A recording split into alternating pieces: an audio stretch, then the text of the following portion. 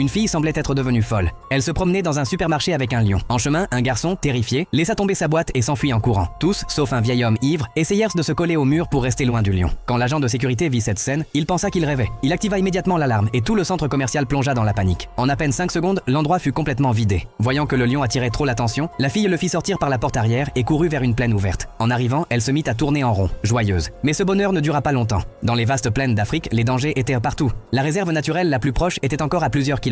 Il n'avait aucun véhicule, alors ils durent continuer à pied. Le lion, lui, ne s'en souciait pas. Il baissa la tête et inspira profondément l'odeur de la liberté. C'était sa première fois dans la nature, et tout lui paraissait nouveau et merveilleux. Soudain, quelques autruches attirèrent dans son attention. Il avait faim, alors, sans réfléchir, il se mit à leur poursuite. La fille, elle était surprise et émue. Bien que le lion ait été élevé dans une ferme, son instinct de chasseur était intact. Bientôt, il attrapa une autruche et mangea jusqu'à satiété. Mais à la tombée de la nuit, la plaine plongea dans l'obscurité, et des sons terrifiants commencèrent à se faire entendre de toutes parts. La fille grimpa à un arbre et appela désespérément le lion par son nom. Mais à part un éléphant au loin, aucun autre animal n'était visible. Le lion n'était pas là et elle était morte de peur. Elle ne réussit à s'endormir qu'après minuit. Au lever du soleil, le lion revint et s'assit au pied de l'arbre pour la réveiller. La fille, contrariée, lui demanda pourquoi il était parti ainsi pendant la nuit. Elle ignorait que, s'il n'avait pas patrouillé toute la nuit, en chassant les chiens sauvages et les léopards, elle n'aurait pas pu dormir en paix. Même si le lion n'avait pas dormi de la nuit, c'est pas resté sûr. Mais la fille, elle était épuisée. La faim et le manque de sommeil la faisaient trembler. Elle se mit à marcher en s'accrochant à la queue du lion. Après de nombreux efforts, ils trouvèrent un petit étang, et la fille remplit rapidement sa bouteille d'eau. Mais le lion remarqua quelque chose d'étrange et voulut continuer immédiatement. Elle n'eut pas d'autre choix que de le suivre. À midi, l'état de la fille empira. Elle s'assit par terre et but la dernière goutte d'eau de sa bouteille. Le lion s'approcha et frotta sa tête contre elle, comme pour lui dire de ne pas abandonner. La fille se leva et reprit sa marche. Mais après quelques pas, elle chancela et faillit tomber. Elle reprit la queue du lion et titubante continua d'avancer. Heureusement, leurs efforts furent récompensés. 3 heures plus tard, ils arrivèrent aux portes de la réserve naturelle. En voyant le panneau, la fille tomba à genoux de joie.